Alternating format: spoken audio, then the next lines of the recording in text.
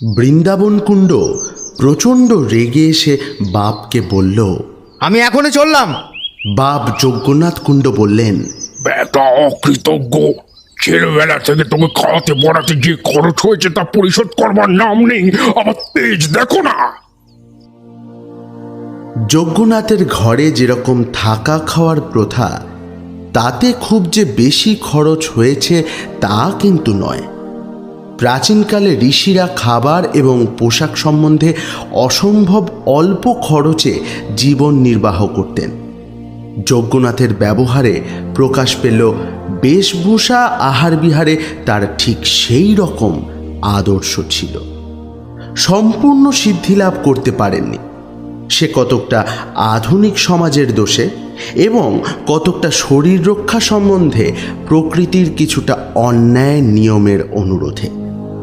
ছেলে যতদিন অবিবাহিত ছিল সহ্য করেছেন, কিন্তু বিয়ের পর থেকে খাওয়া পড়া সম্বন্ধে বাপের অত্যন্ত বিশুদ্ধ আদর্শের সাথে ছেলের আদর্শের অমিল হতে লাগলো। দেখা গেল ছেলের আদর্শ ক্রমশই আধ্যাত্মিকের চেয়ে বেশি আদি ভৌতিকের দিকে যাচ্ছে। শীত গ্রীষ্ম, ক্ষুধা তৃষ্ণা, কাতর পার্থিব সমাজের অনুকরণে কাপড়ের বহর এবং আহারের পরিমাণ দিনকে দিন বেড়েই উঠেছে। এই সম্বন্ধে পিতা পুত্রের প্রায়ই বচসা হতে লাগল। অবশেষে বৃন্দাবনের স্ত্রীর অসুখকালে কবিরাজ বহু ব্যয় সাধ্য এক ওষুধের ব্যবস্থা করাতে যজ্ঞনাথ তাতে কবিরাজের অনভিজ্ঞতার পরিচয় পেয়ে তৎক্ষণাৎ তাকে বিদায় করে দিলেন। বৃন্দাবন প্রথমে হাতে পায়ে ধরল, তারপর রাগারাগি করল, কিন্তু কোনো ফল হলো না। স্ত্রীর মৃত্যুর পর বাপকে স্ত্রী হত্যাকারী বলে গালাগালি দিল বৃন্দাবন। বাপ বললেন, কেন, ওষুধ খেয়ে কেউ কি মরে না? দামি ওষুধ খেলেই যদি বেঁচে যেত সবাই, তবে রাজা বাদশারা মরে কোন দুঃখে? যেমন করে তোর মা মরেছে, তোর দিদিমা মরেছে, তোর স্ত্রী তার চেয়ে কি বেশি ধুম করে মরবে? বাস্তবিক যদি শোকে অন্ধ না হয়ে বৃন্দাবন ঠান্ডা মাথায় বিবেচনা করে দেখত, তাহলে এ কথায় অনেকটা সান্ত্বনা পেত। তার মা দিদিমা কেউই মরবার সময় ওষুধ খাননি। এ বাড়ির এই রকমই সনাতন প্রথা।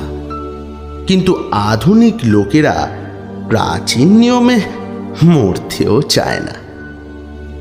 যে সময়ের কথা বলছি, তখন এদেশে ইংরেজের নতুন সমাগম হয়েছে। কিন্তু সে সময়েও তখনকার সেকালের লোক তখনকার একালের লোকের ব্যবহার দেখে হতবুদ্ধি হয়ে বেশি করে তামাক টানত। যাকে তখনকার নব্য বৃন্দাবন তখনকার প্রাচীন যজ্ঞনাথের সাথে বিবাদ করে বলল, আমি চললাম। আমি। বাপ তাকে তৎক্ষণাৎ যেতে অনুমতি করে সবার সামনে বললেন, যা যা, বৃন্দাবনকে আমি যদি কখনো 1 পয়সা দিই, তবে সেটা হবে গোরক্তপাতের সমান। হ্যাঁ হ্যাঁ, আমিও সবার সামনে স্বীকার করছি, তোমার সম্পত্তি যদি আমি গ্রহণ করি, সেইটা হবে মায়ের রক্তপাতের সমান। এরপর পিতা পুত্রে ছাড়াছাড়ি হয়ে গেল। বহুকাল শান্তির পর এই রকম একটা ছোটখাটো বিপ্লবে গ্রামের লোক বেশ একটু খুশি খুশি হয়ে উঠল। বিশেষত যজ্ঞনাথের ছেলে উত্তরাধিকার থেকে বঞ্চিত হওয়ার পর সকলেই নিজ নিজ শক্তি অনুসারে যজ্ঞনাথের দুঃসহ পুত্র বিচ্ছেদ দুঃখ দূর করবার চেষ্টা করতে লাগলো। সকলেই বলল, সামান্য একটা বউয়ের জন্য বাপের সাথে বিবাদ করা কেবল একালেই সম্ভব। কি বলে কি লোক বাবা, না কি বলবে বলো দিনি। বিশেষত তারা খুব একটা ভালো যুক্তি দেখালো। বলল, একটা বউ গেলে শিগগিরই আর একটা বউ সংগ্রহ করা যায়, কিন্তু বাপ গেলে দ্বিতীয়বার মাথা খুঁড়েও পাওয়া যায় না, কি তাই না?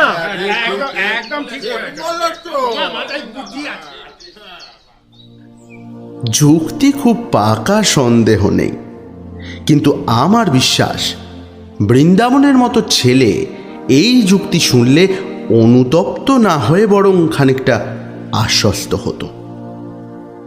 বৃন্দাবনের বিদায়কালে যে তার বাবা প্রচণ্ড দুঃখ পেয়েছিলেন, কষ্ট পেয়েছিলেন, তা মনে হয় না। বৃন্দাবন যাওয়াতে এক তো খরচ কমল, তার ওপর যজ্ঞনাথের একটা মস্ত বড় ভয় দূর হলো।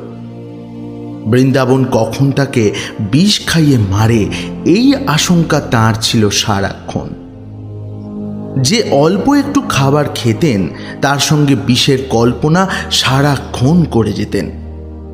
বউয়ের মৃত্যুর পর এই আশঙ্কা কিছুটা কমেছিল এবং পুত্রের বিদায়ের পর অনেকটা নিশ্চিন্ত বোধ করতে লাগলেন। কেবল একটা ব্যথা মনে বাজত হামেশাই।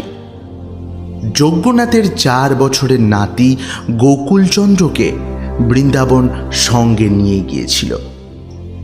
গোকুলের খাওয়া পড়ার খরচ খুবই কম, সুতরাং তার প্রতি যজ্ঞনাথের স্নেহ অনেকটা বেশি ছিল। তাই বৃন্দাবন যখন তাকে নিয়ে চলে গেল তখন অকৃত্রিম শোকের মধ্যেও যজ্ঞনাথের মনে মুহূর্তের জন্য একটা জমা খরচের হিসেব দেখা দিয়েছিল।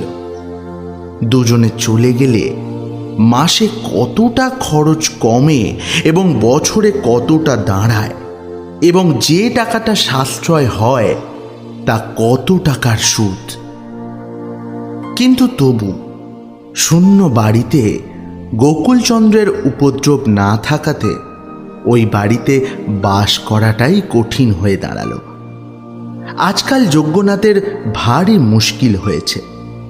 পূজার সময় কেউ ব্যাঘাত করে না, খাওয়ার সময় কেউ কেড়ে খায় না, হিসেব লেখবার সময় দোয়াত নিয়ে পালিয়ে যায় এমন উপযুক্ত লোক না, আর কেউ নেই।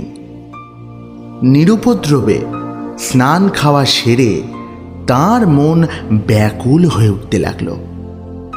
মনে হলো যেন মৃত্যুর পরেই লোকে এই রকম উৎপাতহীন শূন্যতা লাভ করে।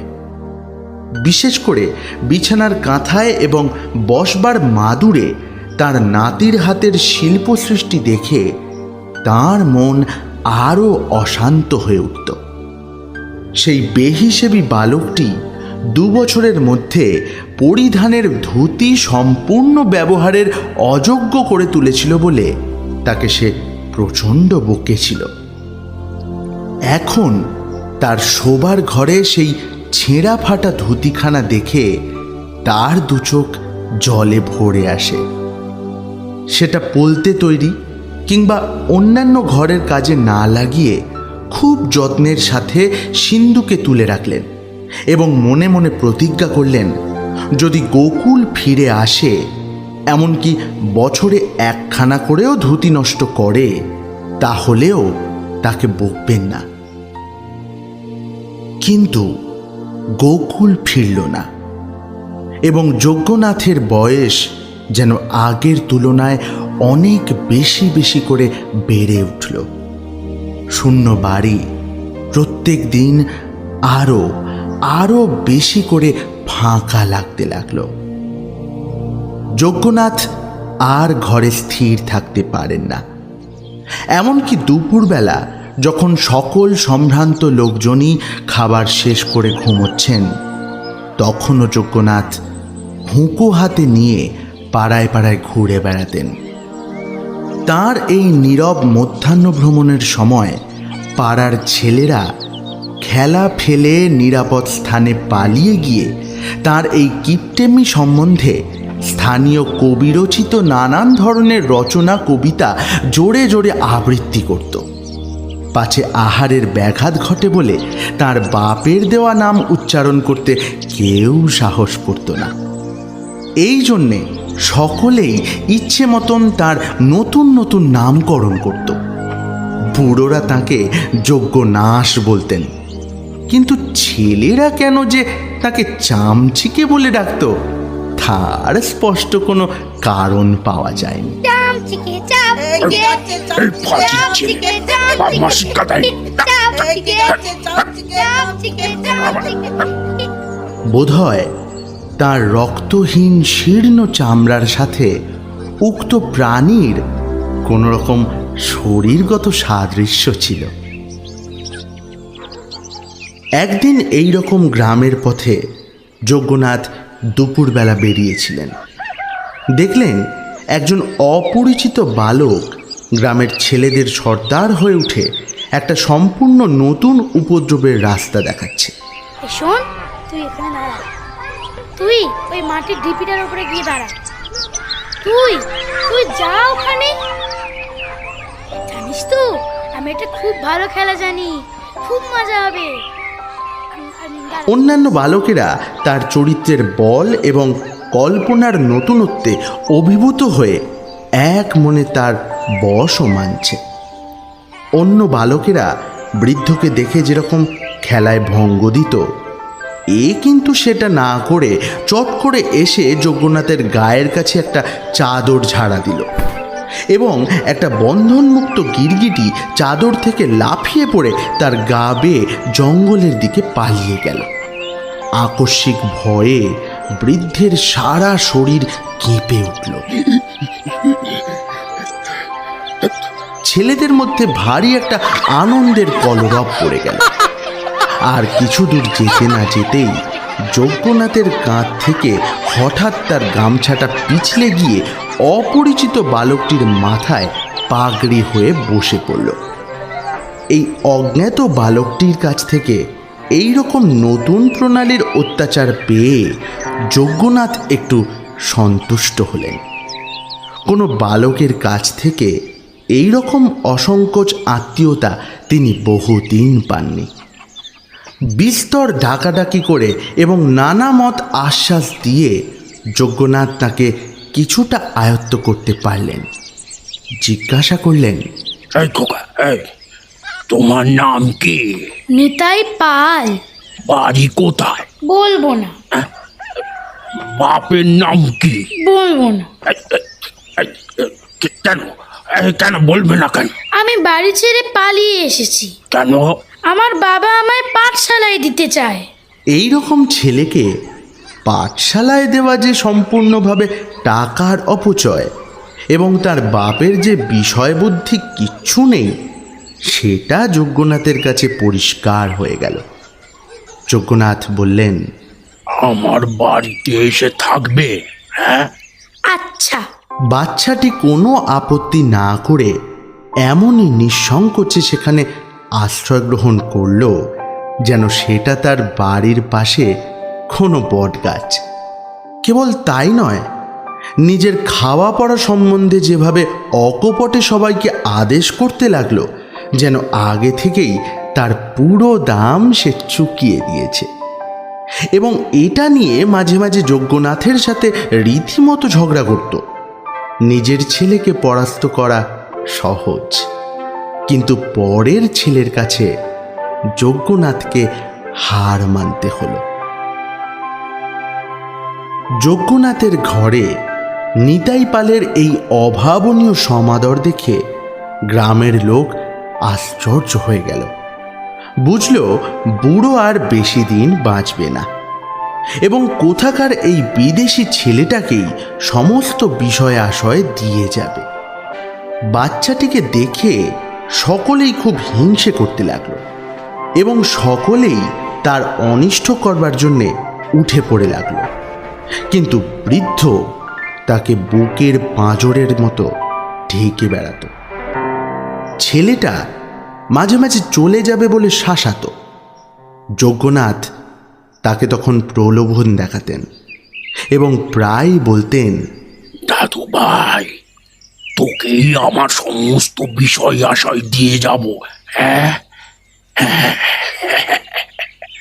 বালকের বয়স অল্প, কিন্তু এই আশ্বাসের মর্যাদা সে সম্পূর্ণ বুঝতে পারত। তখন গ্রামের লোকেরা বালকের বাপের সন্ধান করতে শুরু করলেন।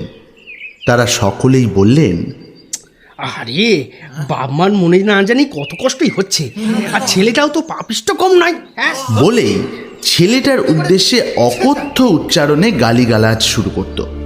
তার এতই বেশি ঝাঁজ ছিল যে অন্যের স্বার্থের থেকে নিজের স্বার্থের জ্বালাটাই বেশি করে প্রকাশ পেত। বৃদ্ধ একদিন এক পথিকের কাছে শুনতে পেল দামোদর পাল বলে এক ব্যক্তি তার হারানো ছেলের সন্ধান করে বেড়াচ্ছে। অবশেষে এই গ্রামের দিকেই নাকি সে আসছে। নিতাই এই সংবাদ শুনে অস্থির হয়ে উঠল। ভাবি বিষয় আশয় সমস্ত কিছু ত্যাগ করে সে পালানোর ভয় দেখাতে আরম্ভ করল। যজ্ঞনাথ নিতাইকে বারবার আশ্বাস দিয়ে বললেন, তোমাকে আমি এমন জায়গায় লুকিয়ে রাখবো যে কেউ খুঁজে পাবে না, গ্রামের লোকেরাও নয়। নিতাইয়ের ভারী কৌতূহল হলো। সে জানতে চাইল, কোথায় দেখিয়ে দাও না। আরে এখন দেখাতে গেলে সবাই জেনে যাবি তো, রাতে দেখাবো। নিতাই এই নতুন রহস্য আবিষ্কারের আশ্বাসে উৎফুল্ল হয়ে উঠল। বাপ তাকে না খুঁজে পেয়ে চলে গেলেই সে বাকি ছেলেদের সঙ্গে বাজি রেখে একটা লুকোচুরি খেলবে। মনে মনে এই রকম সে ঠিক করল। কেউ খুঁজে পাবে না, ভারী মজা। বাপ এসে সমস্ত দেশ খুঁজেও কোথাও তার সন্ধান পাবে না, সেটাও বেশ মজার। দুপুরবেলা যজ্ঞনাথ নিতাইকে বাড়িতে আটকে রেখে বাইরে কোথাও একটা গেলেন। ফিরে আসার পর নিতাই তাকে প্রশ্ন করে করে অস্থির করে তুলল। সন্ধ্যা হতে না হতেই বলল, দাদু চলো না। এখনো রাত হয়নি, রাত হয়েছে দাদু, চলো। এখনো পাড়ার লোকে ঘুমোয়নি। নিতাই তারপর কিছুক্ষণ অপেক্ষা করে বলল, ঘুমিয়েছে, এখন চলো না। রাত বাড়তে লাগলো। নিতাই বহু কষ্টে জেগে থাকার চেষ্টা করেও বসে বসে ঢুলতে আরম্ভ করলো। রাত্রি 2টো বাজলে যজ্ঞনাথ নিতাইয়ের হাত ধরে ঘুমন্ত গ্রামের অন্ধকার পথে বের হলেন। চারিদিক নিস্তব্ধ, আর কোনো শব্দই নেই। কেবল থেকে থেকে কুকুর ঘেউ ঘেউ করে ডাকছে, আর সেই শব্দে আশেপাশে যতগুলো কুকুর ছিল সকলে তার স্বরে যোগ দিচ্ছে। মাঝে মাঝে নিশাচর পাখি পায়ের আওয়াজে ভয় পেয়ে ঝটফট করে বনের মধ্যে উড়ে চলে যাচ্ছে। নিতাই ভয়ে যজ্ঞনাথের হাত শক্ত করে চেপে ধরল। অনেক মাঠ ভেঙে অবশেষে এক জঙ্গলের মধ্যে এক দেবতাহীন ভাঙা মন্দিরে গিয়ে দুজনে উপস্থিত হলো। নিতাই মৃদু স্বরে বলল, এইখানে? নিতাই যেই রকম মনে করেছিল সেই রকম কিছুই নেই। এর মধ্যে তো তেমন কোনো রহস্যই নেই। বাপের বাড়ি থেকে পালানোর পর এমন পোড়ো মন্দিরে তাকে রাত কাটাতে হয়েছে। স্থানটা যদিও লুকোচুরি খেলার পক্ষে মন্দ নয়, কিন্তু তবু এখান থেকে খুঁজে বের করতে পারাটা মোটেও অসম্ভব নয়। যজ্ঞনাথ মন্দিরের ভেতর ঢুকে মেঝের ওপর থেকে একটা পাথর সরালেন।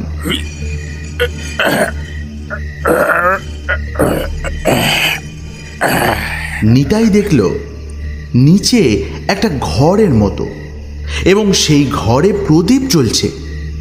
দেখে অত্যন্ত বিস্ময় এবং কৌতূহল হলো, সেই সঙ্গে ভয়ও করতে লাগলো। একটা মই বেয়ে যজ্ঞনাথ নিচে নেমে গেলেন, তার পিছনে পিছনে নিতাইও। নিচে গিয়ে নিতাই দেখল চারিদিকে পেতলের কলসি, মাঝখানে একটা আসন, এবং তার সামনে সিঁদুর, চন্দন, ফুলের মালা, পুজোর যাবতীয় উপকরণ। নিতাই কৌতূহলী হয়ে কয়েকটা ঘড়ায় উঁকি মেরে দেখতে গেল। দেখল সেখানে কেবল মোহর আর মোহর। যজ্ঞনাথ বললেন, নিতাই, আমি বলেছিলাম আমার সমস্ত টাকা তোমাকে দেব। আমার বেশি কিছু নেই, তবে এই কটি মাত্র ঘোড়া আমার সম্বল। আজ আমি এ সমস্তটাই তোমার হাতে তুলে দেব। নিতাই লাফিয়ে উঠল, বলল, সব টাকা আমায় দিয়ে দেবে? এর থেকে একটা টাকাও তুমি দেবে না?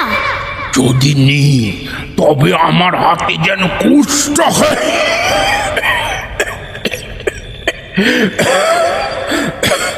কিন্তু কিন্তু একটা কথা আছে নিতাই, যদি কখনো আমার নিরুদ্দেশ নাতি গোকুল চন্দ্র কিংবা গোকুল চন্দ্রের ছেলে কিংবা গোকুল চন্দ্রের নাতি কিংবা তারও ছেলে বা তার বংশে যদি কেউ আসে, তবে তার কিংবা ওই তাদের হাতে এই সমস্ত টাকা তোমায় কিন্তু গুনে গুনে তুলে দিতে হবে, এই আমি বলে রাখলুম।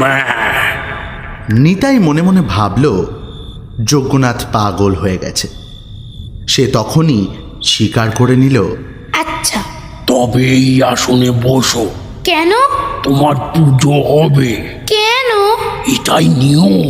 আচ্ছা, বসছি।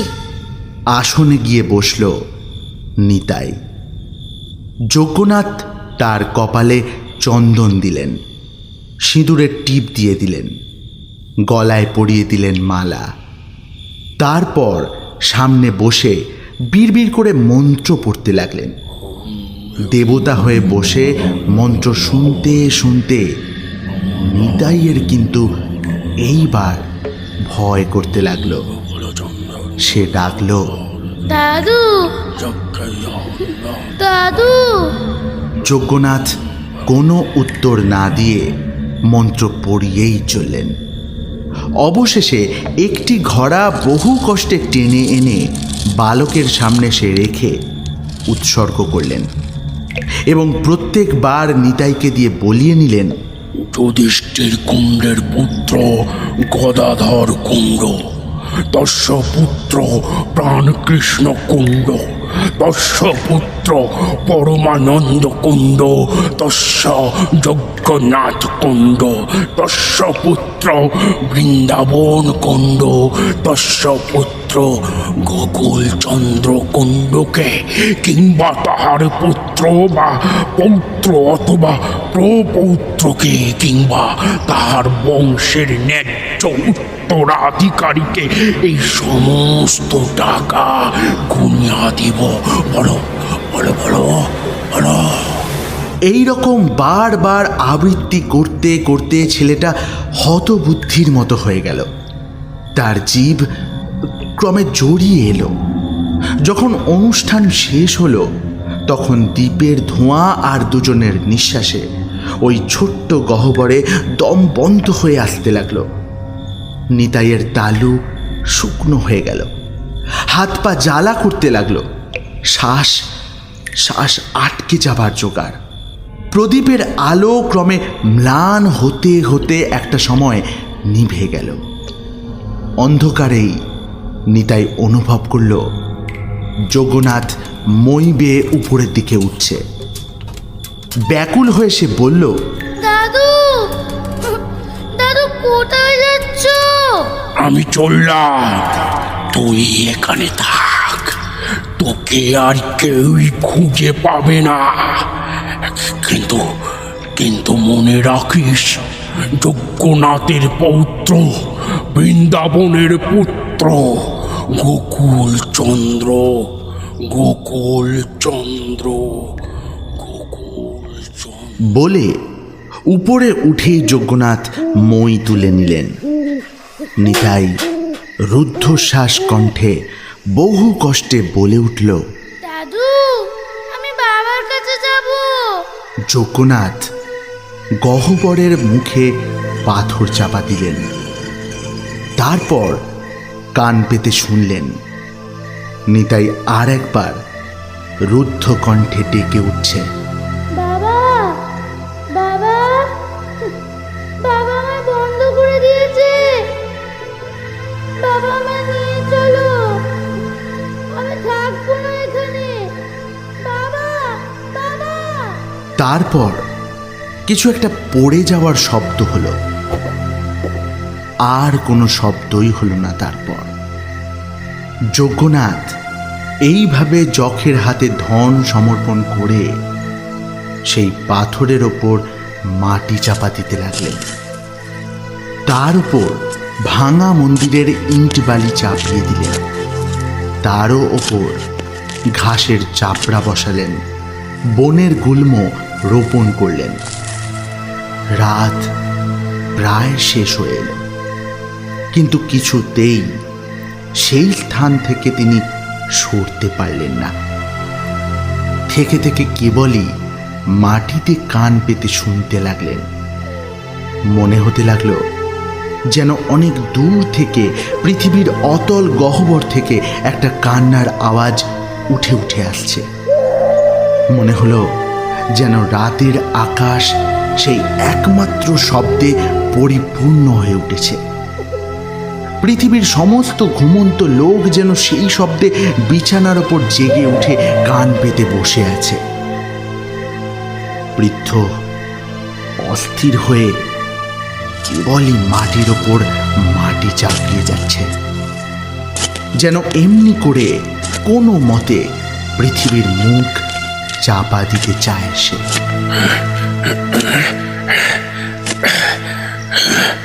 গোকুলচন্দ্র, গোকুলচন্দ্র, গোকুলচন্দ্র।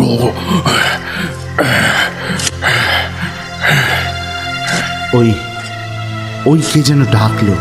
ও দাদু, কোথায় তুমি?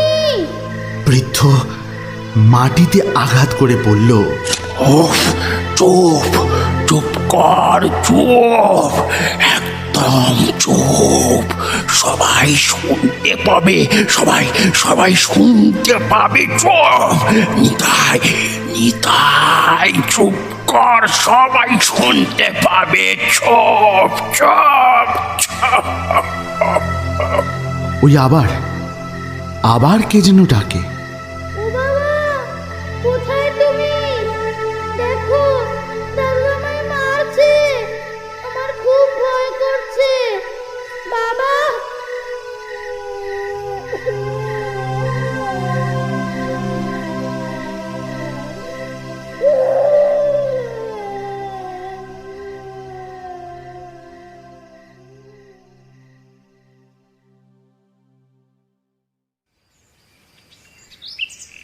যজ্ঞনাথ দেখল রোদ উঠে গেছে। ভয়ে মন্দির ছেড়ে মাঠে বেরিয়ে পড়ল সে। সেখানেও হঠাৎ কেউ ডেকে উঠল, বাবা, বাবা।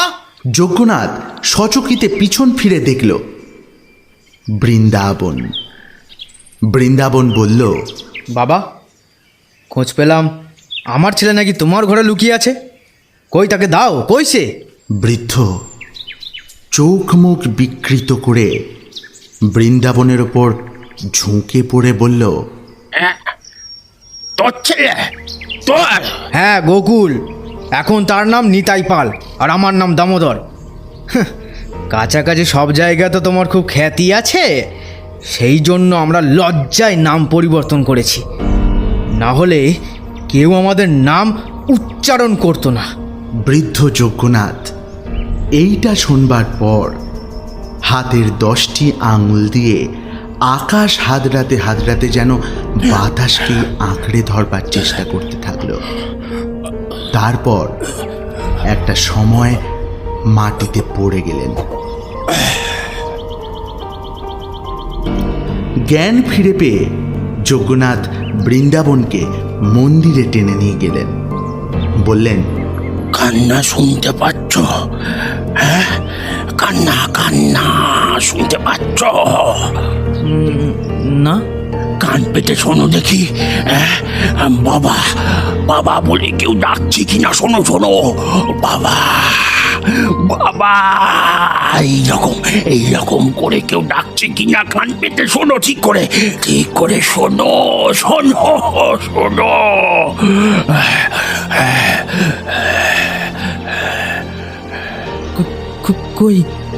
কই না তো। বৃদ্ধ তখন যেন ভারী নিশ্চিন্ত হলেন। তারপর থেকে বৃদ্ধ সকলকে জিজ্ঞাসা করে বেড়াতেন, কান্না শুনতে পাচ্ছ? কান্না শুনতে পাচ্ছ? কান্না কান্না, ঠিক করে শোনো, ঠিক করে শোনো, কান্না পাচ্ছ কিনা শোনো।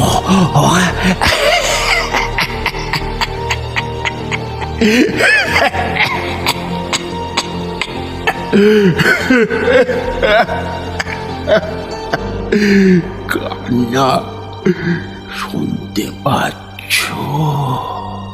বৃদ্ধের পাগলামির কথা শুনে সকলেই হাসে। অবশেষে 4 বছর পরে বৃদ্ধের মৃত্যুর দিন এসে উপস্থিত হলো। যখন চোখের ওপর থেকে জগতের আলো নিভে এলো এবং শ্বাস প্রায় বন্ধ হয়ে এলো, তখন পিকারের বেগে হঠাৎ উঠে বসলেন তিনি। একবার দুহাতে চারিদিক হাতড়ে মুমূর্ষু বলে উঠল, নিতাই, আমার মইটা উঠিয়ে নিলে।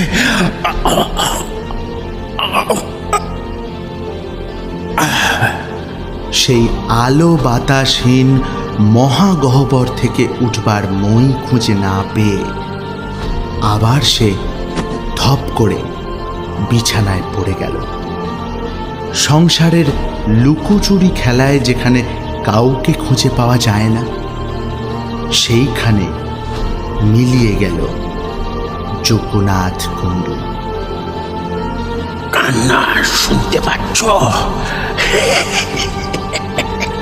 কান্না শুনতে পাচ্ছ? কান্না কান্না, ঠিক করে শোনো, ঠিক করে শোনো, কান্না পাচ্ছ কিনা শোনো।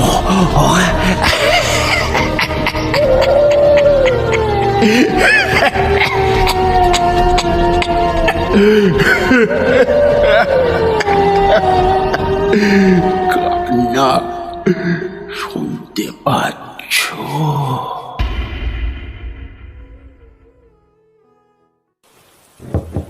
Doctor, doctor, doctor, doctor! উফ, জ্বালাতন করে মারলে এই রাত দুপুরে। চোখ মেলে দেখি আমাদের জমিদার দক্ষিণাচরণ বাবু। ধরফর করে উঠে চেয়ারটা কাছে টেনে তাকে বসতে দিলাম এবং উদ্বিগ্নভাবে তার মুখের দিকে চেয়ে ঘড়িতে দেখি রাত তখন 2:30।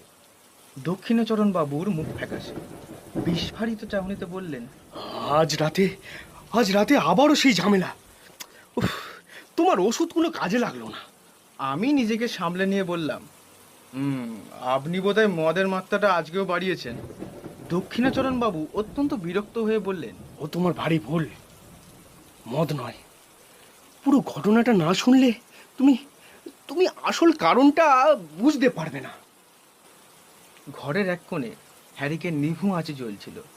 আগুনটা বাড়াতে হ্যারিকেনের উপর থেকে বেশ কিছুটা ধোঁয়া বের হলো, সাথে ঘর আলোতে ভরে উঠল। ধুতিটা ঠিক করে আমি বিছানায় বসলাম। দক্ষিণাচরণ বাবু বলা শুরু করলেন, আমার প্রথম স্ত্রীর মতো অমন গৃহিণী দেখা যায় না বললেই চলতো, কিন্তু আমার তখন বয়স কম ছিল, রসবোধ ছিল বেশ, তার উপর আবার কাব্যশাস্ত্রটা বেশ করে পড়েছিলাম। স্বভাবতই তাই একঘেয়ে সাংসারিকতায় মন বসতো না। কালিদাসের সেই শ্লোকটা প্রায় মনে পড়তো, গৃহিণী সচিব সখী মিথ, প্রিয় শিষ্যা ললিতে কলাবিধ। কিন্তু আমার গৃহিণীর কাছে আবার ললিত কলাবিধির কোনো উপদেশ খাটতো না। তাছাড়া সখী ভেবে প্রেম বিনিময় করতে গেলে সে হেসেই উড়িয়ে দিত। গঙ্গার স্রোতে যেমন ইন্দ্রের ঐরাবত নাকানি চোবানি খেয়েছিল, তেমনই তার হাসির কাছে বড় বড় কাব্যের টুকরো আর ভালো ভালো আদরের সম্ভাষণ মুহূর্তেই অপদস্থ হয়ে ভেসে যেত। সে তার হাসির আশ্চর্য ক্ষমতা ছিল। তারপর আজ 4 বছর হলো আমাকে সাংঘাতিক রোগে পেরে ফেলল। ভীষণ জ্বর, সাথে ঠোঁটে ফোড়া, এক প্রকার মৃত্যু শয্যা নিলাম। একদিন এমন হলো যে ডাক্তার বলে গেল, বাঁচার কোনো আশা নেই। এমন সময় আমারই এক আত্মীয় কোথা থেকে এক ব্রহ্মচারী এনে হাজির করলে। সে বেটা গাওয়া ঘিয়ের সাথে কি একটা শিকড় বেটে আমাকে খাওয়ালে। ওষুধের গুণেই হোক কিংবা ভাগ্যক্রমেই হোক, সে যাত্রায় বেঁচে ফিরলাম। রোগের সময় আমার স্ত্রী দিন রাত এক করে আমার সেবায় লেগে গিয়েছিল। এতটুকু বিশ্রাম সে নেয়নি। এই কটা দিন একটি অবলা স্ত্রী মানুষের সামান্য শক্তি নিয়ে প্রাণপণে উত্তেজনার সাথে আমার কাছে আসা যমদূতগুলোর সাথে অনবরত যুদ্ধ করে গেছিল। তার হৃদয়ে সমস্ত প্রেম উজাড় করে সমস্ত যত্ন দিয়ে আমার এই অযোগ্য প্রাণটাকে যেন সদ্যজাত শিশুর মতো দুহাতে জড়িয়ে সে তার বুকে আড়াল করে রেখেছিল। খাওয়া নেই, ঘুম নেই, জগতের আর কোনো কিছুর দিকেই তার নজর নেই। যম তখন পরাস্ত বাঘের মতো আমাকে তার কবল থেকে ফেলে ফিরতি রাস্তা ধরল। কিন্তু যেতে যেতে আমার স্ত্রীকে একটা ভীষণ থাবা বসিয়ে গেল। আমার স্ত্রী তখন গর্ভবতী। কিছুদিন পরেই সে এক মৃত সন্তানকে জন্ম দিল। তারপর থেকেই তাকে নানান প্রকার জটিল ব্যামো ধরে বসলো। তখন আমি তার সেবা করা শুরু করলে সে বিব্রত হয়ে উঠল। বলতে লাগলো, করো কি? লোকে কি বলবে? এমন করে তুমি আমার ঘরে দিনরাত পড়ে থেকো না। নিজেই নিজেকে হাত পাকা দিয়ে হাওয়া করছি এমন ভান করে যদি তাকে তার জ্বরের সময় হাওয়া করতে যেতাম, তাহলে আর রক্ষে থাকতো না। সে হাত পাকা নিয়ে ভীষণ রকমের কাড়াকাড়ি পড়ে যেত। কোনোদিন যদি তার শুশ্রূষা করতে গিয়ে আমার খাবারের বাধা ধরার সময়ের 10 মিনিট পার হয়ে যেত, তাহলে তার অনুনয়, অনুরোধ, অনুযোগে সে আমায় অতিষ্ঠ করে তুলত। একটু সেবা করতে গেলেই হিতে বিপরীত হয়ে উঠত। সে বলতো, পুরুষ মানুষের এতটা বাড়াবাড়ি ভালো লাগে না। আমাদের সেই বরানগরের বাড়ি তো তুমি দেখেছো। বাড়ির সামনেই বাগান আর বাগানের সামনেই গঙ্গা। আমাদের শোবার ঘরের নিচেই দক্ষিণের দিকে খানিকটা জমি মেহেদির বেড়া দিয়ে ঘেরা। সেখানে আমার স্ত্রী নিজের মনের মতো এক টুকরো বাগান বানিয়েছিল। সমস্ত বাগানটির মধ্যে সেই জায়গাটি ভারী সাদাসিধে এবং নিতান্তই দেশি। অর্থাৎ সেখানে গন্ধের চেয়ে বর্ণের বাহার, ফুলের চেয়ে পাতার বৈচিত্র্য বেশি ছিল না। এবং টবের মধ্যে অপ্রয়োজনীয় গাছের পাশে কাঠি অবলম্বন করে কাগজে তৈরি লাটিন নামের পতাকা উঠত না। বেল, জুঁই, গোলাপ, গন্ধরাজ, করবী আর ওই রজনীগন্ধারে আধিক্য ছিল বেশি। প্রকাণ্ড বকুল গাছের তলা সাদা মার্বেল দিয়ে বাঁধানো ছিল। সুস্থ থাকাকালীন সে নিজে দাঁড়িয়ে থেকে সে জায়গা ধুয়ে পরিষ্কার করে রাখত। গরমে সন্ধ্যার সময় কাজ শেষে সেটাই ছিল তার বসবার একমাত্র স্থান। সেখান থেকে গঙ্গা দেখা যেত, কিন্তু গঙ্গা বক্ষে আমোদ করতে আসা বাবুরা তাকে দেখতে পেত না। অনেকদিন বিছানায় পড়ে থাকার পর এক চৈত্রের সন্ধ্যায় সে বলে, ঘরে থেকে থেকে আর ভালো লাগছে না, আজ একবার আমার বাগানে গিয়ে বসতে হবে। আমি তাকে বেশ যত্ন করে ধীরে ধীরে সেই বকুলতলার বেদিটাই নিয়ে গিয়ে শুইয়ে দিলাম। আমি তার মাথাটাকে আমার কোলে তুলে রাখতে পারতাম, কিন্তু জানি সেটাকে সে অদ্ভুত আচরণ বলে ভেবে বসবে। তাই একটা বালিশ এনে তার মাথার তলায় রাখলাম। দু একটা বকুল ফুল ঝরতে লাগলো, আর গাছের ডালের আড়াল থেকে জ্যোৎস্নার আলো তার দুর্বল হয়ে থাকা মুখের উপর এসে পড়ল। চারপাশ শান্ত, নিস্তব্ধ। সেই ঘন গন্ধপূর্ণ আলো আঁধারে একপাশে নিশ্চুপ হয়ে বসে তার মুখের দিকে চেয়ে আমার চোখে জল চলে এলো। আমি ধীরে ধীরে তার কাছে সরে এসে আমার দু হাতে তার একটা উত্তপ্ত শীর্ণ হাত তুললে সে কোনো আপত্তি জানালো না। কিছুক্ষণ এইভাবে চুপচাপ বসে থাকার পর আমি উচ্ছ্বসিত হয়ে পড়লাম। বলে উঠলাম, তোমার ভালোবাসা আমি কোনোদিনও ভুলতে পারবো না। কথাটা বলার পরেই বুঝলাম এ কথার কোনো আবশ্যকতাই ছিল না। আমার স্ত্রী হেসে উঠল। সে হাসিতে লজ্জা ছিল, সুখ ছিল, ছিল কিছুটা অবিশ্বাস, আর ছিল বেশ খানিকটা পরিহাস। প্রতিবাদ স্বরূপ সে একটিও কথা না বলে কেবল হাসি দিয়ে বোঝালো, কোনোদিনও ভুলতে পারবে না, এটা কখনো সম্ভব নয়, আর আমি তার আশাও রাখি না। ওই মিষ্টি অথচ তীক্ষ্ণ হাসির কারণেই আমার স্ত্রীর সাথে প্রেম করার সাহস আর আমার কখনো হয়নি। তার আড়ালে যে কথাগুলো মনে পড়তো, তার সামনে গেলেই সেগুলো নিতান্তই বাজে কথা বলে মনে হতো। বইয়ের যে কথাগুলো পড়লে চোখে জল আসে, সেই সেই এক কথাই মুখ দিয়ে বলতে গেলে কেন হাসি চলে আসে তা এখনো অবধি আমি বুঝে উঠতে পারিনি। বাগবিতণ্ডা কথাই চলে, কিন্তু হাসির উপর তর্ক চলে না। কাজেই চুপ করে যেতে হলো। জ্যোৎস্নার আলো আরও বাড়ল। কোথা থেকে এক কোকিল লাগাতার কুহু কুহু ডাকে ডেকেই চলল। আমি বসে বসে ভাবতে লাগলাম, এইরকম জ্যোৎস্না রাতেও কি কোকিল পত্নী কানে শুনতে পাচ্ছে না? চিকিৎসাও বিস্তর হলো, তাও আমার স্ত্রীর সুস্থ হওয়ার কোনো লক্ষণই দেখা গেল না। আমি স্ত্রীকে নিয়ে এলাহাবাদ গেলাম। এইখানে দক্ষিণাচরণবাবু হঠাৎ থমকে চুপ করে গেলেন। সন্দেহের নজর এনে আমায় দেখলেন, তারপর দু হাতের মধ্যে নিজের মাথা রেখে ভাবতে বসলেন। আমি তা দেখে চুপ করে গেলাম। হ্যারিকেনে ততক্ষণে কেরোসিন ফুরিয়ে এসেছে। শান্ত স্নিগ্ধ ঘরে মশার গানের আওয়াজ বেশ স্পষ্ট হয়েছে। হঠাৎ মৌনতা ভেঙে দক্ষিণাচরণবাবু বলতে শুরু করলেন। সেখানে হারান ডাক্তার আমার স্ত্রীর চিকিৎসার দায়িত্ব সামলালেন। শেষমেশ দীর্ঘদিন চিকিৎসা করার পর ডাক্তারও বললেন, রোগটা সারার নয়, ওনাকে চিররুগ্ন হয়েই কাটাতে হবে। তখন একদিন আমার স্ত্রী আমায় বলল, যখন আমার রোগ সারার কোনো ইঙ্গিতই নেই, আবার মারা যে যাব তারও কোনো আশা নেই, তাহলে আর কতদিন এই জীবন্ত লাশের সাথে থাকবে? তার চেয়ে ভালো হয় তুমি আরেকটা বিয়ে করে ফেলো। এটা যেন কেবলই এক যুক্তিযুক্ত পরামর্শের জন্য বলা কথা। এর মধ্যে যে কতটা ত্যাগ, বীরত্ব, মহত্ব বা অসামান্যতা লুকিয়ে আছে তার সিকিভাগ প্রকাশ তার মুখে দেখতে পাইনি। এখন আমার হাসির পালা, কিন্তু আমার যে তার মতো হাসির ক্ষমতা নেই।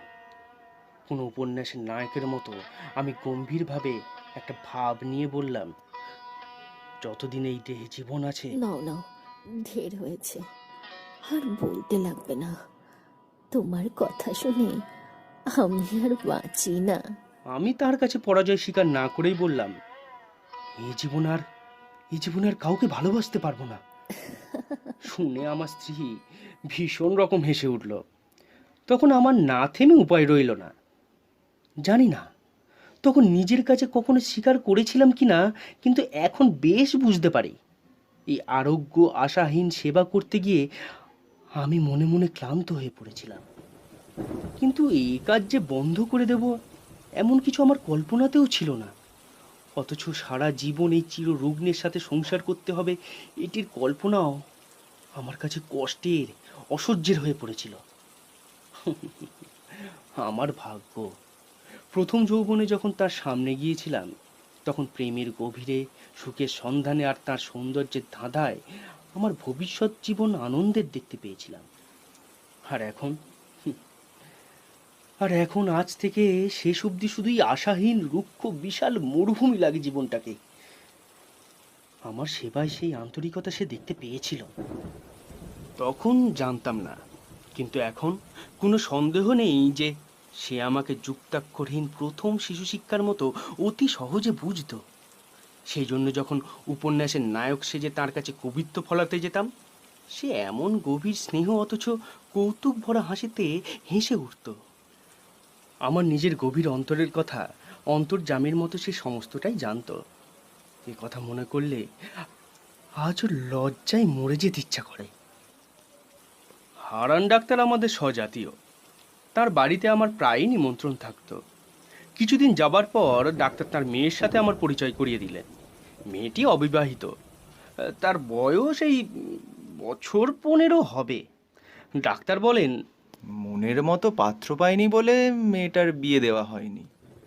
কিন্তু বাইরের লোকের কাছে গুজব শুনতাম মেয়েটির নাকি কুলের দোষ ছিল। তবে আর কোনো দোষ তার ছিল না। যেমন সুন্দরী তেমন সুশিক্ষা। সেজন্য মাঝে মাঝে এক একদিন তার সাথে আলোচনা করতে করতে আমার বাড়ি ফিরতে রাত হতো। এদিকে আমার স্ত্রীকে ওষুধ খাওয়ানোর সময় পার হয়ে যেত। সে জানতো আমি হারান ডাক্তারের বাড়ি গিয়েছি, কিন্তু দেরি করে ফেরার কারণ একদিনও সে জিজ্ঞাসা করেনি।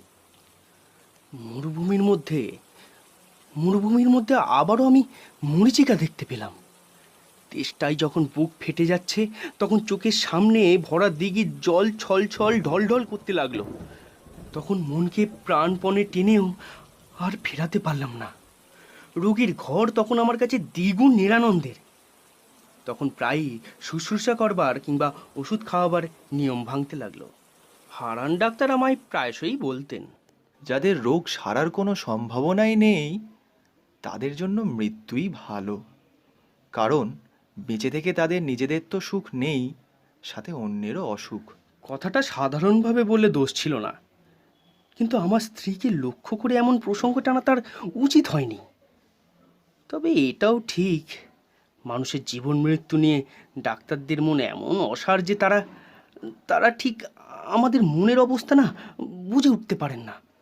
হঠাৎ একদিন পাশের ঘর থেকে শুনতে পেলাম আমার স্ত্রী হারানবাবুকে বলছে, ডাক্তার, কতগুলো মিথ্যা ওষুধ খাইয়ে ডাক্তারখানার দেনা বাড়াচ্ছ কেন? আমার প্রাণটা যখন এক ব্যামো, তখন এমন এক ওষুধ দাও যাতে শিগগির এই প্রাণটা বেরিয়ে যায়। ছি ছি, এমন কথা বলবেন না। কথাটা শুনে আমার বুকে ব্যথা লাগলো। ডাক্তার চলে গেলে আমার স্ত্রীর ঘরে গিয়ে তার বিছানার এক প্রান্তে বসে তার কপালে ধীরে ধীরে হাত বোলাতে লাগলাম। সে বললে, এই ঘরে বেশ গরম, তুমি বাইরে যাও, তোমার বেড়াতে যাওয়ার সময় হয়েছে। বাইরে কিছুক্ষণ না বেরোলে তোমার আবার রাতে খিদে পাবে না। বেড়াতে যাওয়ার মানে ছিল ডাক্তারের বাড়ি যাওয়া। আমি তাকে বুঝিয়েছিলাম খিদে লাগার জন্য বাইরে থেকে একটু ঘুরে আসা বেশ দরকার। এখন নিশ্চয়তার সাথে বলতে পারি সে প্রতিদিনই আমার এই ছলনাটুকু বুঝতো। আমি নির্বোধ, মনে করতাম সে নির্বোধ। এই বলে দক্ষিণাচরণবাবু অনেকক্ষণ হাতের তালুতে মুখ রেখে বসে রইলেন। শেষে বললেন, আমাকে এক গ্লাস জল এনে দাও তো। জল খেয়ে তিনি বলতে লাগলেন, একদিন ডাক্তারবাবুর মেয়ে মনোরমা আমার স্ত্রীকে দেখতে আসার আবদার করে বসলো। জানি না কী কারণে সে আবদার আমার ভালো লাগেনি, কিন্তু প্রতিবাদ করার কোনো কারণ ছিল না। সে একদিন সন্ধেবেলায় আমার বাড়িতে এসে হাজির হলো। সেদিন আবার আমার স্ত্রীর কষ্টটা অন্যদিনের চেয়ে বেশ বেড়ে গিয়েছিল। যেদিন তার ব্যথা বাড়ে সেদিন সে অত্যন্ত স্থির, নিস্তব্ধ হয়ে থাকে। কেবল মাঝে মাঝে মুষ্টিবদ্ধ হতে থাকে এবং মুখ নীল হয়ে আসে। তাতেই তার যন্ত্রণা বোঝা যায়। ঘরে কোনো সাড়া ছিল না। আমি বিছানার একপাশে চুপ করে বসেছিলাম। সেদিন আমাকে বেরোতে যাওয়ার অনুরোধ করে এমন সামর্থ্য তার ছিল না, কিংবা হয়তো বড় কষ্টের সময় আমি কাছে থাকি এমন ইচ্ছা তার মনে মনে ছিল। চোখে লাগবে বলে আমি হ্যারিকেনটা দরজার পাশে রেখেছিলাম। ঘর অন্ধকার এবং নিস্তব্ধ। কেবল এক একবার যন্ত্রণার কিঞ্চিত উপশমে আমার স্ত্রীর গভীর দীর্ঘ নিঃশ্বাস শোনা যাচ্ছিল। এমন সময়ে মনোরমা দরজার সামনে এসে দাঁড়ালো। বিপরীত দিক থেকে হ্যারিকেনের আলো তার মুখে এসে পড়ল। আলো আঁধারে সে ঘরের কিছুই দেখতে না পেয়ে দরজার সামনে দাঁড়িয়ে ইতস্তত করল। আমার স্ত্রী চমকে আমার হাত ধরে জিজ্ঞাসা করলে, ওকে? তাঁর সেই দুর্বল অবস্থায় অচেনা লোক দেখে ভয় পেয়ে আমাকে দু তিনবার অস্ফুট স্বরেই প্রশ্ন করলে, ওকে? ওকে গো?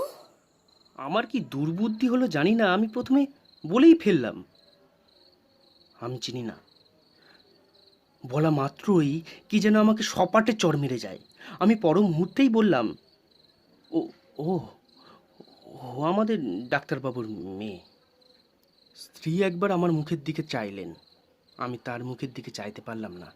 পরক্ষণেই সে অভ্যাগতকে বললে, আপনি আসুন। আমাকে বলল, আলোটা ধরো। মনোরমা ঘরে এসে বসল। তার সাথে রোগিণীর অল্প স্বল্প আলাপ চলতে লাগলো। এমন সময় ডাক্তার এসে উপস্থিত। তিনি তার ডাক্তারখানা থেকে 2 শিশি ওষুধ এনেছিলেন। সেই 2 শিশি বের করে আমার স্ত্রীকে দিয়ে বললেন, এই নীল শিশি মালিশ করার আর এইটা খাবার। দেখবেন আবার দুটোতে মিলিয়ে নেবেন না, এই ওষুধ কিন্তু ভারী বিষ। আমাকেও একবার সতর্ক করে দিয়ে ওষুধ দুটি বিছানার পাশের টেবিলে রেখে দিলেন। যাওয়ার সময় সে তার মেয়েকে ডাকলেন। মনোরমা বলল, বাবা, আমিই থাকি না কেন? এখানে তো আর কোনো স্ত্রী নেই, কেই বা সেবা করবে? না না, আপনি কষ্ট করবেন কেন? পুরনো ঝি আছে, সে আমাকে মায়ের মতো যত্ন করে। উনি মা লক্ষ্মী, চিরকাল পরের সেবাই করে গেছেন, অন্যের সেবা নিতে পারেন না। মেয়েকে নিয়ে ডাক্তার যাওয়ার উদ্যোগ করছে এমন সময় আমার স্ত্রী বলে, ডাক্তারবাবু, ইনি এই বদ্ধ ঘরে অনেকক্ষণ বসে আছেন, এনাকে একবার বাইরে বেরোতে নিয়ে যেতে পারবেন? চলুন না, নদীর ধার থেকে একবার ঘুরে আসা যাক। আমি একটু আপত্তি দেখিয়ে শীঘ্রই রাজি হয়ে গেলাম। ডাক্তারবাবু যাওয়ার সময় 2 শিশি ওষুধ সম্বন্ধে আবার আমার স্ত্রীকে সতর্ক করে দিয়ে গেলেন। সেদিন রাতের খাবারটা ডাক্তারের বাড়িতেই সারলাম। ফিরতে বেশ রাত হয়ে গেল। এসে দেখি আমার স্ত্রী ছটফট করছে। অনুতাপে বিদ্ধ হয়ে জিজ্ঞাসা করলাম, তোমার কি ব্যথা বেড়েছে? সে উত্তর দিতে পারল না, শুধু নীরবে আমার মুখের দিকে চেয়ে রইল। তখন তার কণ্ঠ রোধ হয়ে আসছে। আমি তৎক্ষণাৎ সেই রাতেই ডাক্তারকে ডেকে আনলাম। ডাক্তার প্রথমে এসে অনেকক্ষণ কিছুই বুঝতে পারল না। অবশেষে জিজ্ঞাসা করলেন, আচ্ছা, সেই ব্যথাটা কি বেড়েছে? ওষুধটা একবার মালিশ করলে হয় না? বলে শিশিটা টেবিল থেকে নিয়ে দেখলেন সেটা খালি। আমার স্ত্রীকে জিজ্ঞাসা করলেন, আপনি কি ভুলবশত এই ওষুধটা খেয়েছেন? ডাক্তার তৎক্ষণাৎ গাড়ি করে তার বাড়িতে ছুটলেন পাম্প আনতে। আমি প্রায় জ্ঞান হারিয়ে আমার স্ত্রীর বিছানার উপরে গিয়ে পড়লাম। তখন মা তার পীড়িত শিশুকে যেমন করে সান্ত্বনা দেয়, তেমনি সে আমার মাথাটা তার বুকে টেনে নিয়ে তার 2 হাতের ছোঁয়ায় আমাকে তার মনের কথা বোঝাতে চাইল। কেবল তার সেই করুণ স্পর্শের মাধ্যমে সে আমাকে বারবার বলতে লাগলো, কষ্ট পেও না, যা হয়েছে ভালোই হয়েছে, তুমি সুখী হবে। আর এই মনে করি আমি সুখে মরলাম।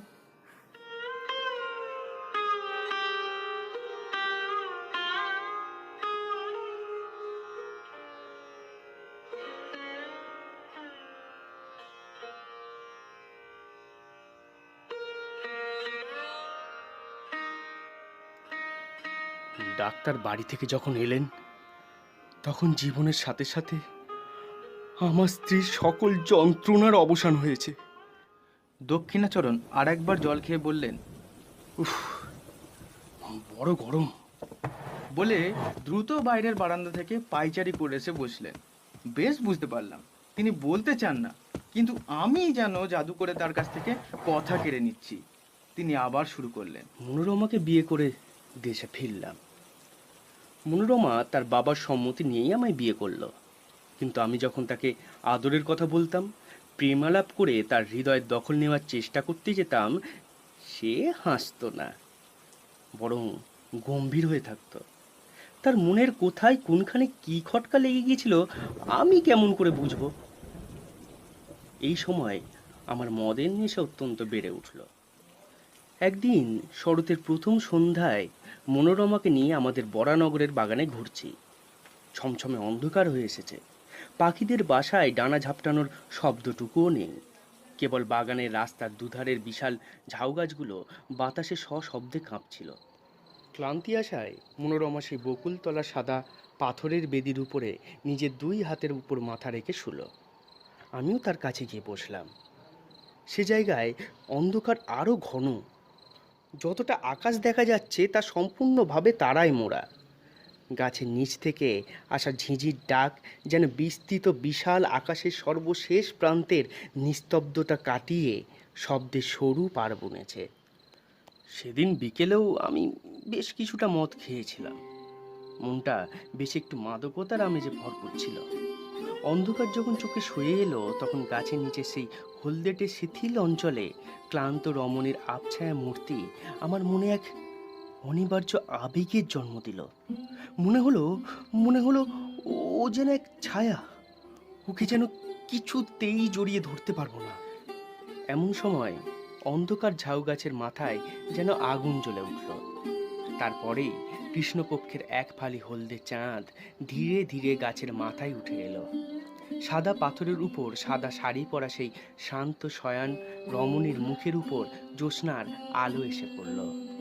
আমি থাকতে না পেরে তার কাছে এসে দুহাত আমার হাতে তুলে ধরে বললাম, মনোরমা, তুমি আমাকে বিশ্বাস করো না, কিন্তু আমি তোমাকে ভালোবাসি। তোমাকে আমি কোনো দিনও ভুলতে পারবো না। কথাটা বলা মাত্র চমকে উঠলাম। মনে পড়লো ঠিক এই কথাটা আর একদিন আর একজনকেও বলেছিলাম।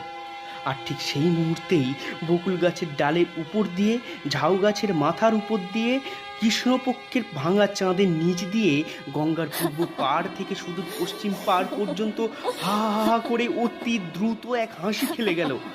সেটা হৃদয় বিদারক হাহাকার কি উচ্ছ্বসিত হাসি তা আমি জানি না। আমি তৎক্ষণাৎ পাথরের বেদির উপর থেকে অজ্ঞান হয়ে নিচে পড়ে গেলাম। জ্ঞান যখন ফিরল, আবিষ্কার করলাম আমি আমার বিছানার উপরে শুয়ে আছি। স্ত্রী জিজ্ঞাসা করলো, কি গো, তোমার হঠাৎ এমন হলো কেন? আমি কাঁপা কাঁপা গলায় বললাম, শুনতে পাওনি? সমস্ত আকাশ জুড়ে হাহাকার করে একটা একটা হাসি বয়ে গেল। সে বুঝি হাসি? সারিবদ্ধভাবে এক ঝাঁক পাখি উড়ে গেল, তাদেরই পাখার আওয়াজ শুনছিলাম। তুমি এত অল্পেই ভয় পাও? দিনের বেলায় স্পষ্টতই বুঝলাম পাখির ঝাঁক উড়ে যাওয়ার শব্দই বটে। এই সময় উত্তর থেকে হাঁসের দল নদী চড়ে চড়বার জন্য আসছে। কিন্তু কিন্তু সন্ধ্যা হলে সে বিশ্বাস ধরে রাখতে পারতাম না। তখন মনে হতো চারিদিকে সমস্ত অন্ধকার জুড়ে ঘন হাসি জমা রয়েছে। সামান্য কারণেই হঠাৎ আকাশ জুড়ে অন্ধকারের বুক চিরে তা প্রতিধ্বনিত হয়ে উঠবে। শেষমেশ এমন হলো, সন্ধ্যার পর মনোরমার সাথে একটা কথা বলার সাহস আমার হতো না। তখন আমাদের বরানগরের বাড়ি ছেড়ে মনোরমাকে নিয়ে বোটে করে বের হলাম। অগ্রহায়ণ মাসে নদীর বাতাসে সমস্ত ভয় চলে গেল। কদিন ভারী সুখে ছিলাম। চারপাশের সৌন্দর্যে আকৃষ্ট হয়ে মনোরমাও যেন তার হৃদয়ের বন্ধ দরজা আমার কাছে অনেক দিন পর ধীরে ধীরে খুলতে লাগলো। গঙ্গা পেরিয়ে অবশেষে পদ্মায় এসে পৌঁছালাম। ভয়ঙ্করী পদ্মা তখন হেমন্তের গর্ত ছাড়া বিষাক্ত সাপনির মতো নির্জীবভাবে লম্বা শীতে শীত ঘুম দিচ্ছে। উত্তর পারে জনশূন্য তৃণশূন্য দিগন্ত প্রসারিত বালির চর ধুধু করছে, এবং দক্ষিণের উঁচু পাড়ের উপর গ্রামের আমবাগানগুলি এই রাক্ষসী নদীর নিতান্তই মুখের কাছে জোড়ো হস্তে দাঁড়িয়ে কাঁপছে। পদ্মা ঘুমের ঘোরে একবার পাশ ফিরলে এই বিদীর্ণ তটভূমি ঝুপঝাপ করে ভেঙে পড়ছে। এখানে বেরোনোর সুবিধা দেখে নোঙর ফেললাম। একদিন আমরা দুজনে ঘুরতে ঘুরতে বহু দূরে চলে গেলাম। গোধূলির আভা মিলিয়ে যেতেই শুক্লপক্ষের নির্মল চাঁদ দেখতে দেখতেই ফুটে উঠল। সেই অন্তহীন শুভ্র বালির চরে জ্যোৎস্নার উচ্ছ্বসিত আলো পড়ে এমন মায়াবী ভাব আনলো যেন তা আকাশের শেষ সীমা পর্যন্ত প্রসারিত। তখন মনে হলো যেন জনশূন্য চন্দ্রলোকের অসীম কোনো স্বপ্ন রাজ্যের মধ্যে কেবল আমরা দুজনেই হাঁটছি। একটি লাল শাল মনোরমার মাথার উপর থেকে নেমে তার মুখখানি বেষ্টন করে তার শরীরটি আচ্ছন্ন করে রেখেছে। নিস্তব্ধতা যখন আরও ঘন হয়ে এলো, কেবল একটা সীমাহীন দিশাহীন শুভ্রতা ও শূন্যতা ছাড়া যখন আর কিছুই রইল না, তখন মনোরমা ধীরে ধীরে হাতটি বের করে আমার হাতে চেপে ধরল। অত্যন্ত কাছে এসে সে যেন তার সমস্ত শরীর মন জীবন যৌবন আমার উপর সঁপে আমায় নিতান্ত নির্ভর করে দাঁড়ালো। উচ্ছ্বসিত উত্তেজিত হৃদয়ে মনে করলাম, ঘরের মধ্যে কি যথেষ্ট ভালোবাসা যায়? এই রকম অনাবৃত্ত মুক্ত বিশাল আকাশ না হলে কি দুটো মানুষকে কোথাও ধরে? তখন মনে হলো আমাদের ঘর নেই, দৌড় নেই, কোথাও যাওয়ার জায়গা নেই। এইভাবে হাতে হাত ধরে চাঁদের আলোয় সাজানো শূন্যতার উপর দিয়ে মুক্তভাবে যে যেদিকে চোখ যায় সেদিকে চলে যায়। এইভাবেই চলতে চলতে এক জায়গায় এসে দেখি কাছেই বিস্তর বালির মধ্যিখানে এক জলাশয় রয়েছে। পদ্মা সরে যাওয়ার পর সেখানে জল বেঁধে আছে। চরের বালি দিয়ে ঘেরাই সেই তরঙ্গহীন নিশ্চল জলের উপর এক দীর্ঘ জ্যোৎস্নার রেখা জ্ঞানহীনভাবে পড়ে আছে। সেই জায়গাটাতে এসে আমরা দুজনেই দাঁড়ালাম। মনোরমা কি ভেবে আমার মুখের দিকে চাইল, তারপর মাথার উপর দিয়ে শালটা হঠাৎ খসে পড়ল। আমি তার সেই জ্যোৎস্নার আলোয় রাঙানো মুখখানি তুলে তাকে চুম্বন করলাম।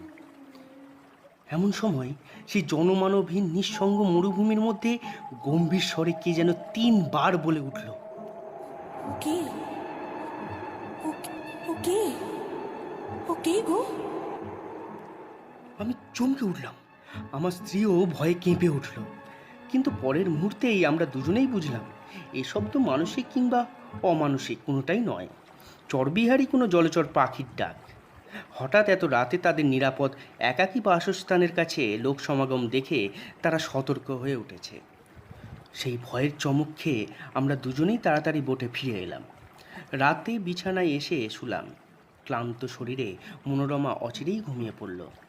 তখন অন্ধকারে কি একজন আমার মশারির কাছে দাঁড়িয়ে ঘুমন্ত মনোরমার দিকে একটা লম্বা শীর্ণ হাড় জিজ্জিরে আঙুলে নির্দেশ করে যেন আমার কানে কানে অত্যন্ত চুপি চুপি অস্ফুট কণ্ঠে শুধুই জিজ্ঞাসা করতে লাগলো, ওকে ওকে। ধরপড়ে উঠে দেশলাই জেলে বাতি ধরালাম। সেই মুহূর্তেই ছায়ামূর্তি মিলিয়ে গিয়ে আমার মশারি কাঁপিয়ে বোট দুলিয়ে আমার ঘেমে যাওয়া শরীরে রক্ত হিম করে দিয়ে হা হা করে এক হাসি হেসে অন্ধকার রাতের ভিতর দিয়ে বাইরে বেরিয়ে গেল। পদ্মা পার হলো, পদ্মার চর পার হলো, তারপরে সমস্ত সুপ্ত দেশ গ্রাম নগর পার করে গেল। যেন তার চিরকাল ধরে দেশ দেশান্তর লোক লোকান্তর পার হয়ে ক্রমশ ক্ষীণতম হয়ে অসীমে মিলিয়ে যাচ্ছে। ক্রমে তা যেন জন্ম মৃত্যুর দেশ ছেড়ে গেল। ক্রমে তা যেন কোনো এক সূচের মাথার ভাগের মতো ক্ষীণতম হয়ে আসলো। এত ক্ষীণ শব্দ শুনিনি কখনো আমি, কল্পনা করা তো দূরের কথা। আমার মাথার মধ্যে যেন অনন্ত আকাশ রয়েছে এবং সেই শব্দ যত দূরেই যাচ্ছে কিছুতেই আমার মস্তিষ্কের সীমানা ছেড়ে বেরোতে পারছে না। অবশেষে যখন একান্ত অসহ্য হয়ে আসলো তখন ভাবলাম, না, আলো না নিভিয়ে দিলে আজ রাতে আর ঘুমোতে পারবো না। যে আলো নিভিয়ে শুয়েছি অমনি আমার মশারির পাশে আমার কানের কাছে অন্ধকারে আবার সেই অবরুদ্ধ স্বরে কি যেন বলে উঠল, ওকে ওকে গো। সেই গভীর রাত্রে নিস্তব্ধ বোটের মধ্যে আমার গোলাকার ঘড়িটাও জীবন্ত হয়ে উঠে তার ঘণ্টার কাঁটা মনোরমার দিকে পেরিয়ে শিল্পের উপর থেকেই তালে তালে বলতে লাগলো, ওকে ওকে ওকে গো। ওকে ওকে ওকে। বলতে বলতে দক্ষিণা বাবুর মুখ ফ্যাকাশে হয়ে এলো, তার আওয়াজ বেরোনো বন্ধ হয়ে এলো। আমি তাকে ধরে বললাম, একটু জল খান। এমন সময় হঠাৎ আমার হ্যারিকেনের শিখাটা দপ দপ করতে করতে নিভে গেল। হঠাৎ দেখতে পেলাম বাইরে আলো ফুটেছে, কাক ডেকে উঠল, দোয়েল শীষ দিতে লাগলো। আমার বাড়ির সামনে রাস্তায় একটা মহিষের গাড়ি ক্যাঁচক্যাঁচ শব্দে জেগে উঠল। তখন দক্ষিণা বাবুর মুখ একেবারেই বদলে গেল, ভয়ের কিছুমাত্র চিহ্নই রইল না সেখানে।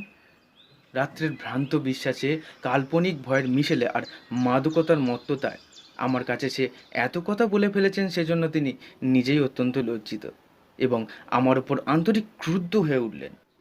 কোনো রকম শিষ্টাচার সম্ভাষণের ধার না ধরে অকস্মাৎ উঠে আমার ঘর থেকে দ্রুত বেগে বেরিয়ে গেলেন।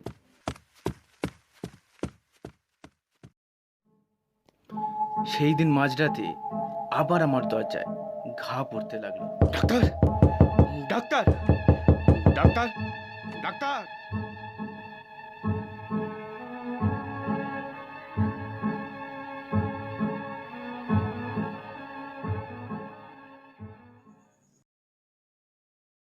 উকিল দুগরি দত্ত চেয়ারে আসেন।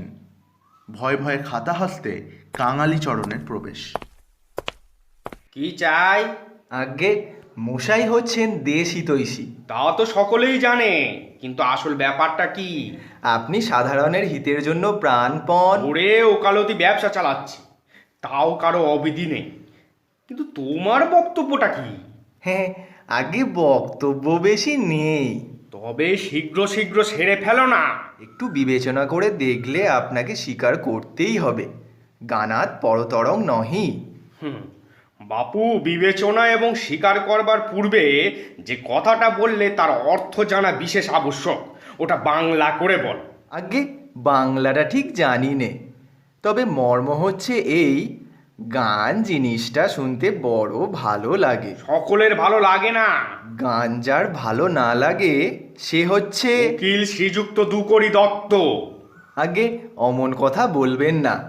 তবে কি মিথ্যে কথা বলবো? আর্যাবর্তে ভরতমুনি হচ্ছেন গানের প্রথম। ভরতমুনির নামে যদি কোনো মকদ্দমা থাকে তো বলো, নইলে বক্তৃতা বন্ধ করো। অনেক কথা বলবার ছিল, কিন্তু অনেক কথা শুনবার সময় নেই।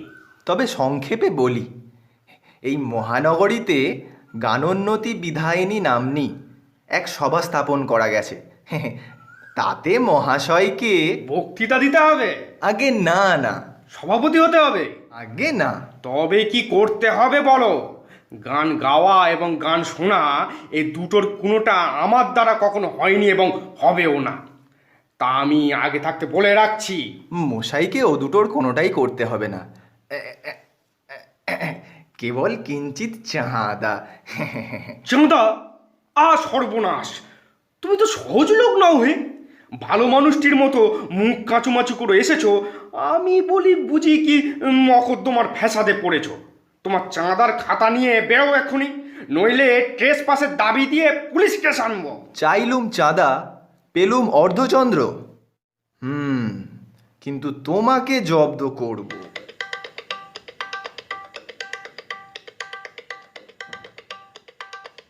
দুকড়িবাবু কতগুলি সংবাদপত্র হস্তে।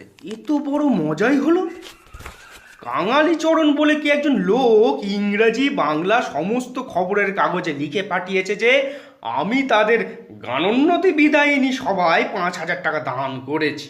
দান চুলোই যাক, গলা ধাক্কা দিতে বাকি রেখেছি। মাঝের থেকে আমার নামটাই খুব রটে গেল। এতে আমার ব্যবসার পক্ষে সুবিধে, তাদেরও সুবিধে।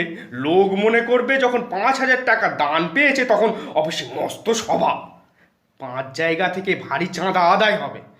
যা হোক, আমারও অদৃষ্ট ভালো। কেরানি বাবুর প্রবেশ। মশাই তবে গানোন্নতি সভায় 5,000 টাকা দান করেছেন? ও একটা কথার কথা, শোনো কেন? কে বললে দিয়েছি? মনে করো যদি দিয়েই থাকি তা হয়েছে কি? এত গোলের আবশ্যক কি? আহা, কি বিনয়! 5,000 টাকা নগদ দিয়ে গোপন করবার চেষ্টা সাধারণ লোকের কাজ নয়। ভৃত্যের প্রবেশ। নিচের ঘরে বিস্তর লোক জমা হয়েছে। দেখেছো, একদিনে আমার প্রসার বেড়ে গেছে। আরে একে একে তাদের উপরে নিয়ে আয় আর পান তামাক দিয়ে যা। প্রথম ব্যক্তির প্রবেশ। আরে আরে আসুন, বসুন। মশাই তামাক ইচ্ছে করুন। ওরে, এই পান দিয়ে যা। আহা, কি অমায়িক প্রকৃতি! এর কাছে কামনা সিদ্ধি হবে না তো কার কাছে হবে? মশাইয়ের কি অভিপ্রায় আগমন? আপনার বদান্যতা দেশ বিখ্যাত। ওসব গুজবের কথা শোনেন কেন? কি বিনয়! কেবল মশাইয়ের নামই সুত ছিলুম, আজ চক্ষুকর্ণের বিবাদ ভঞ্জন হলো। এখন আসল কথাটা যে পারলে হয়। বিস্তর লোক বসে আছে যে, তা মশাইয়ের কি আবশ্যক? দেশের উন্নতির উদ্দেশ্যে হৃদয়ের। আগে সেসব কথা বলাই বাহুল্য। তা ঠিক, মশাইয়ের মতো মহানুভব ব্যক্তি যারা ভারত ভূমি। সমস্ত মানছি মশাই, অতএব অংশটুকু ছেড়ে দিন। তারপরে বিনয়ী লোকেদের স্বভাবই এই যে নিজের গুণবান। রক্ষে করুন মশাই, আসল কথাটা বলুন। আসল কথা কি জানেন? দিনে দিনে আমাদের দেশ অধোগতি প্রাপ্ত হচ্ছে। সে কেবলমাত্র কথা সংক্ষেপ করতে না জানার দরুন। আমাদের স্বর্ণ শস্যশালিনী পুণ্যভূমি ভারতবর্ষ দারিদ্রের অন্ধকূপে বলে যান। দারিদ্রের অন্ধকূপে দিনে দিনে নিমজ্জমানা। মশাই, বুঝতে পারছি না। তবে আপনাকে প্রকৃত ব্যাপারটা বলি। সেই ভালো। ইংরেজরা লুট করছে। এ তো বেশ কথা। প্রমাণ সংগ্রহ করুন, ম্যাজিস্ট্রেটের কোর্টে নালিশ রুজু করি। ম্যাজিস্ট্রেটও লুটছে। তবে ডিস্ট্রিক্ট জজের আদালত? ডিস্ট্রিক্ট জজ তো ডাকাত। আপনার কথা আমি কিছু বুঝতে পারছি না। আমি বলছি দেশের টাকা বিদেশে চালান যাচ্ছে। দুঃখের বিষয়। তাই একটা সভা। সভা? এই দেখুন না খাতা, খাতা? কিঞ্চিত চাঁদা। চাঁদা? বেরো বেরো বেরো এখান থেকে। প্রথম ব্যক্তির বেগে প্রস্থানোত্তম, পতন, উত্থান, গোলমাল। দ্বিতীয় ব্যক্তির প্রবেশ। কি চাই?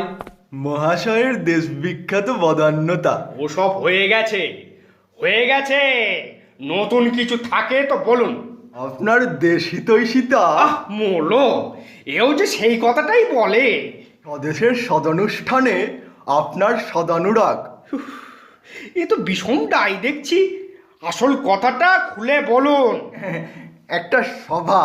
আবার সভা? এই দেখুন না খাতা। খাতা? কিসের খাতা? চাঁদা আদায়। চাঁদা?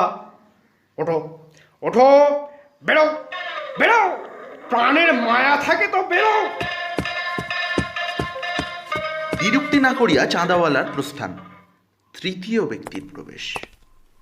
দেখো বাবু, আমার দেশ হিতৈষিতা, বাদান্যতা, বিনয় এ সমস্ত হয়ে গেছে। তারপর থেকে আরম্ভ করো। আপনার সার্বভৌমিকতা, সার্বজনীনতা, উদারতা।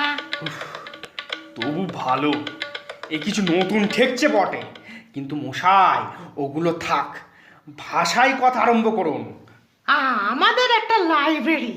লাইব্রেরি? সভা নয় তো? আগে সভা নয়। বাঁচা গেল। লাইব্রেরি অতি উত্তম। তারপরে বলে যান। এই এই দেখুন না প্রসপেক্টাস। খাতা নেই তো? আগে না, খাতা নয়, ছাপানো কাগজ। তারপরে?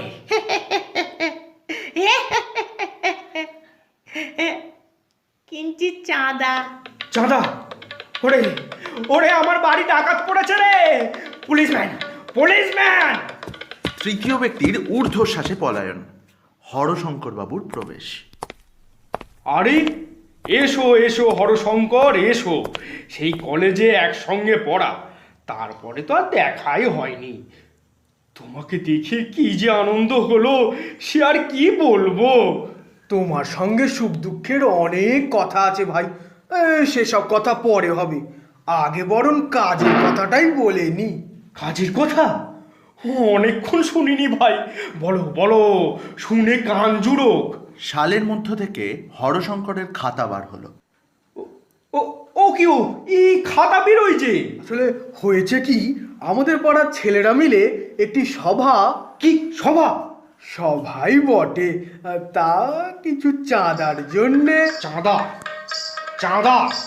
দেখো, তোমার সঙ্গে আমার বহুকালের প্রণয়, কিন্তু ওই কথাটা যদি আমার সামনে উচ্চারণ করো তাহলে চিরকালের মতো চটাচটি হবে বলে রাখছি। বটে, তুমি কোথাকার খড়গেছের গণোন্নতি সভায় 5,000 টাকা দান করতে পারো, আর বন্ধুর অনুরোধে 5 টাকা সই করতে পারো না? কোনো পাষণ্ড নরধাম এখানে আর পদার্পণ করে? সবেগে প্রস্থান। খাতা হস্তে এক ব্যক্তির প্রবেশ। খাতা? আবার খাতা? পালাও পালাও। আমি নন্দলাল বাবুর। নন্দলাল ফন্দলাল বুঝি নে, পালাও পালাও এখনই। আগে সেই টাকাটা। আমি টাকা দিতে পারবো না, বেরো বেরো। খাতাবাহকের পলায়ন। মশাই করলেন কি?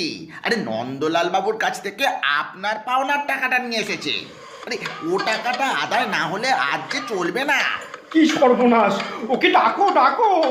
কেরানির প্রস্থান ও কিছুক্ষণ পরে আবার প্রবেশ। সে চলে গেছে, তাকে পাওয়া গেল না। বিষম দায় দেখছি। তাম্বুরা হস্তে এক ব্যক্তির প্রবেশ। কি চাও? আপনার মতন এমন রসজ্ঞ কে আছে?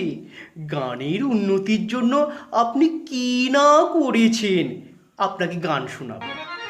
জয় জয় দু করি দত্ত, ভুবনী অনুপম মহত্ব। আরে আরে, কি সর্বনাশ! থাম থাম। তম্বুরা হস্তে দ্বিতীয় ব্যক্তির প্রবেশ। ও গানের কি জানে মশাই? আমার গান শুনুন। দু করি দত্ত তুমি ধন্য, তব মহিমা কে জানেবে অন্য। জয় জয় দু করি দত্ত, তুমি অন্য। জয় জয় দু করি দত্ত, জয় জয়। আরে গেলুম আরে গেলুম। ওফ, বায়া তবলা নিয়ে বাদকের প্রবেশ। মশাই সঙ্গত নেই গান, সে কি হয়? দ্বিতীয় বাদকের প্রবেশ। ও বেটা সংখ্যাটা কি জানে? হ্যাঁ, ওটা বয়া ধরতেই জানে না। তুই বেটা থাম, আবার তুই থাম। তুই গানের কি জানিস? আবার এই তুই কি জানিস? হ্যাঁ, উভয় মিলে উড়ব খাড়ব প্রণব নাদ উদারা তারা নিয়ে তর্ক। অবশেষে তম্বুরায় তম্বুরায় লড়াই, দুই বাদকের মুখে মুখে বোল কাটাকাটি, অবশেষে তবলায় তবলায় যুদ্ধ। নাগে নাগে নাগে নাগে নাগে নাগে দেখে দেখে দেখে ড্রেগে ড্রেগে ড্রেগে। দলে দলে গায়ক বাদক আর খাতা হাতে চাঁদাওয়ালাদের মশাই গান, মশাই চাঁদা চাঁদা। মশাইয়ের বাদুন্নতা, খেয়াল মশাই দেশের মঙ্গল। হ্যাঁ থাম না বাবু। সরি মিয়ার টপ্পা। আরে না, আমারটা হবে। সকলে মিলে দুকড়ি চাদর ধরে টানাটানি। আরে শুনুন শুনুন মশাই, আরে কি হচ্ছে? শুনুন শুনুন শুনুন, আমি মামার বাড়ি চললুম, কিছুকাল সেখানে গিয়েই থাকবো, কাউকে আমার ঠিকানা বলবো না। আরে ঘরের মাঝখানে সমস্ত দিন গায়ক বাদকের কুরুক্ষেত্র যুদ্ধ। আপনার মামার বাড়িটার কথা বলে যাবেন তো, আমি আপনার সঙ্গে যাবো। বিবাদ মেটাতে গিয়ে সন্ধেবেলা আহত হয়ে কিরানির পথ।